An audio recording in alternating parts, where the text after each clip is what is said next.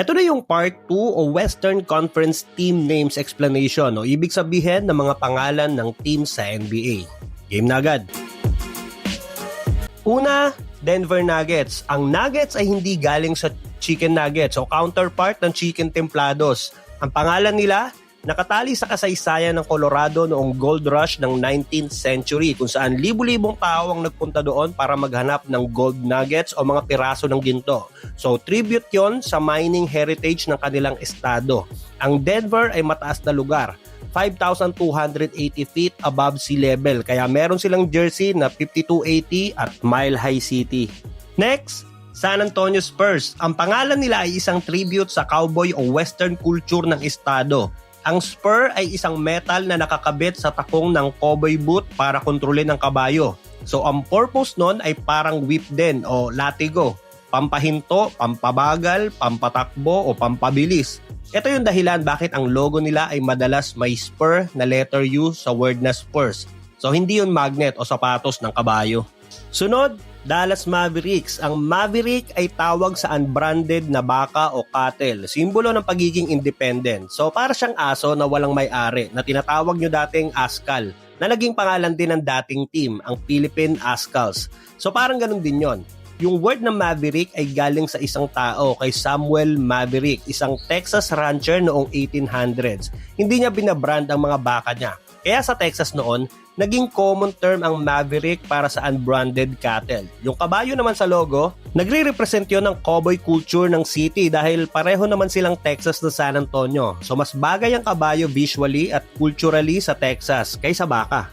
Next, Sacramento Kings. Gaya ng sabi ko sa mga previous episodes, ang franchise ay dating Rochester Royals na lumipat sa Cincinnati at lumipat ulit sa Kansas City. Pero sa Kansas, hindi na nila magamit ang Royals dahil may baseball team sa Kansas na ang pangalan ay Kansas City Royals. So pangit naman kung pareho sila.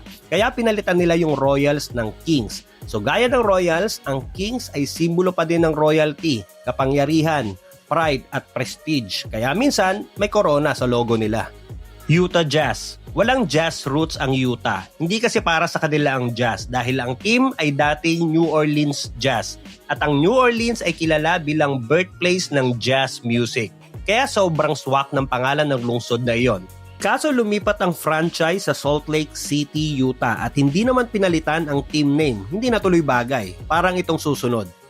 Ang Los Angeles Lakers. Hindi din para sa kanila dapat ang Lakers dahil ang team ay originally Minneapolis Lakers.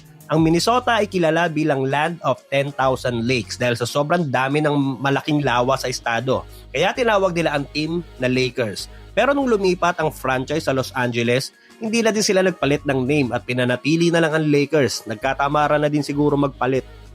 At next, Minnesota Timberwolves. Ang pangalan naman ng Timberwolves ay galing sa isang fan contest bago magsimula ang franchise noong 1989. Pinili ang Timberwolves dahil ang Minnesota noon ay kilala bilang state na maraming forest at wildlife. Kabilang ang mga Timberwolves, isang uri ng lobo. Ang pangalan ay symbol ng wildness, toughness at team spirit. Bagay na gustong ipakita ng bagong franchise sa loob ng court.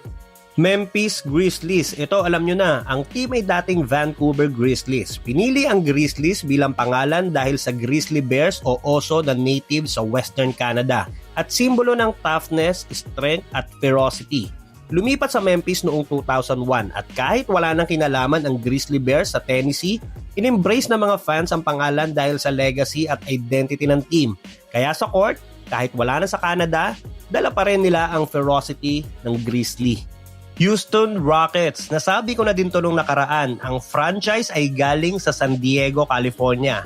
Napili ang Rockets na name dahil sa San Diego's aerospace industry at sa General Dynamic Atlas rocket program.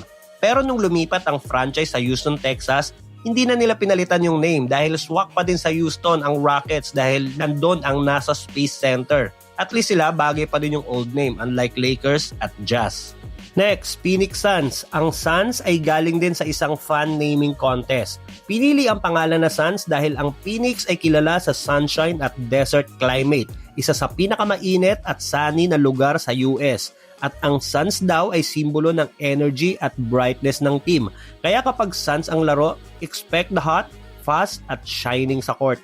Portland Trail Blazers. Again, ang Trail Blazers ay galing sa fan naming contest. Ang ibig sabihin ng Trail Blazer ay taong gumagawa ng daan sa mga bundok o kagubatan para sa ibang tao. Ang Trail Blazers ay tribute din kila Lewis at Clark, ang famous explorers na nag-blaze ng trails sa Oregon noong early 1800s. Literally, nagbukas ng daan sa western frontier. Kaya sa Portland, dala ng Blazers ang spirit ng adventure, courage at forward thinking, parang pioneers ng basketball. Los Angeles Clippers. Ang Clipper ay isang uri ng sailing ship o tinatawag na Clipper ship. Isang mabilis at sleek na barko noong 19th century. Nakuha yan sa San Diego, ang dating home ng Clippers o San Diego Clippers. Dahil ang San Diego o sa San Diego Bay ay kilala bilang port city na maraming mabilis na sailing ships na dumadaan. Pinili ng mga fans sa fan contest ang pangalan na Clippers bilang representasyon ng bilis at maritime identity ng lugar. Pero nung lumipat sila sa LA, hindi na din pinalitan ang name na Clippers. Hindi ko alam bakit pagdating sa LA wala sila maisip na pangalan. Yung Lakers din hindi galing sa LA eh. Sunod, New Orleans Pelicans. Ang Pelicans ay pangalan na hango sa pelican, ang state bird ng Louisiana. Lalo na yung brown pelican na makikita sa flag at seal ng estado. Kaya suwak agad sa identity ng team at lungsod. Ang team ay dating New Orleans Hornets, pero noong 2013, pinalitan ng franchise ang pangalan para mas representative ng kultura at komunidad ng New Orleans at buong Louisiana. At kilala din ang lugar nila sa tawag na Pelican State. Okay si Thunder. Mula nang lisanin ng franchise ang Seattle, kinailangan nila ng bagong pangalan. Kaya nag-hold sila ng fan naming contest at napili ang Thunder. Dahil sa madalas na thunderstorm sa Oklahoma, sa gitna ng Tornado Alley. Tsaka may local Air National Guard unit din na tinatawag na Thunderbirds. Kaya swak na swak ang vibe. Kaya kahit bagong city sa NBA, dala pa rin nila ang vibe ng speed, energy at intensity na parang thunder sa court. At last, syempre yung paboritong team ng mga batang NBA fans, ang Golden State Warriors. FYI, hindi isang city ang Golden State. Pinili nilang pangalanan ang team na Golden State dahil gusto nilang irepresenta ang buong California. Hindi lang isang city. Dahil ang Golden State ay nickname ng buong estado, hindi isang lungsod. Ang Warriors na pangalan ay galing pa sa dati nilang lugar, ang Philadelphia Warriors. Kinuha sa mga ancient Warriors. At kahit lumipat sa San Francisco noong 1962 at Oakland, Warriors ang pinanatili nila bilang identity ng team. Simbolo ng strength, courage at fighting spirit sa court na parang mga mandirigma sa laro. Pero ikaw, ano ang pinaka-astig na team names para sa'yo bukod sa Batang Pierre? Comment mo naman sa baba at baka naman i-share mo pa to. Paki-like na din at paki-subscribe ng ating channel para updated ka sa mga susunod pang NBA Kwentuhan.